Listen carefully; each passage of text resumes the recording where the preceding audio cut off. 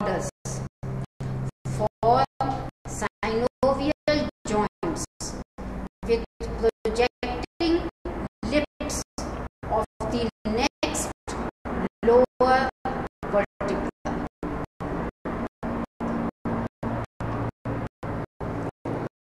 The vertebral foramen is large and triangular. The spinal cord shows cervical enlargement from C4 level to T1 level. Pedicles are directed backwards and laterally. Laminae are narrow and small.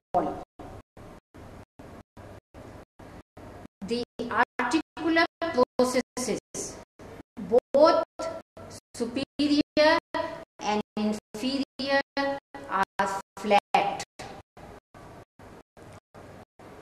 Transverse process comprised of an anterior root,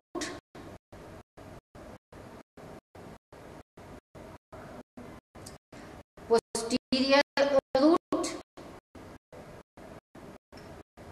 which end in tubercles, and the tubercles are joined by a costo-transverse bar. The costal element, equivalent to the rib of a thoracic vertebra, is represented by anterior root, anterior root, costo-transverse bar, and a posterior tubercle. The posterior root is the true transverse process. The spine is short and bifid. The attachments. The anterior longitudinal ligament is attached to upper and lower borders of the anterior surface of the body.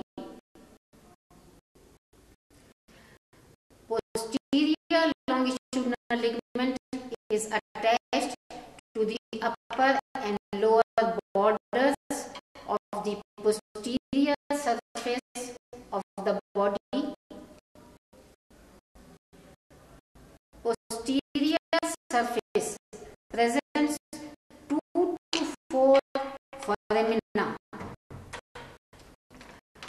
For the exit of basivertebral veins, which bring the formed blood cells from bone marrow in the body of the vertebra. Upper and lower borders of anterior surface of laminae give attachment to ligamentum flava. Foramen transversarium of 6th to 1st cervical vertebra transmits the vertebral artery accompanying venous plexus and branch from inferior cervical sympathetic ganglia. Anterior tubercles. Anterior tubercles of 3rd to 6th vertebrae give origin to scalenus anterior muscle.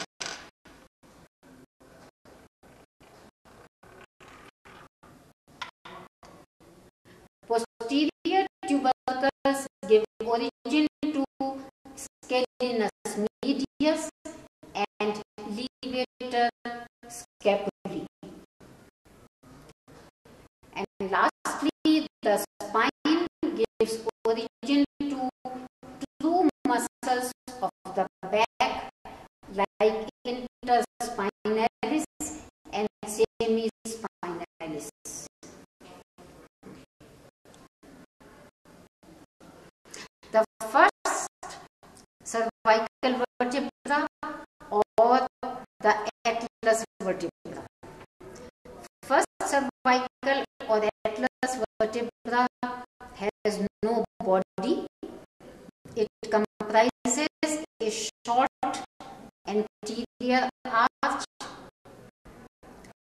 long posterior arch, a lateral mass, and a transverse process. Anterior arch shows a median anterior tubercle on its anterior aspect and a oval facet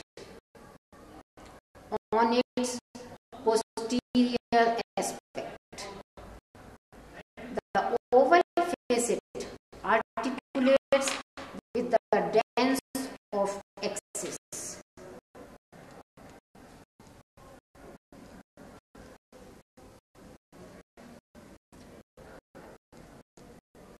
Long posterior arch shows a median tubercle on its posterior surface.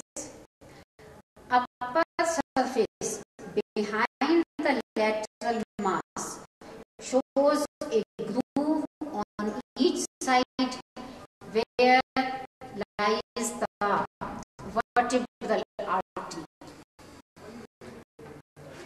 The lateral mass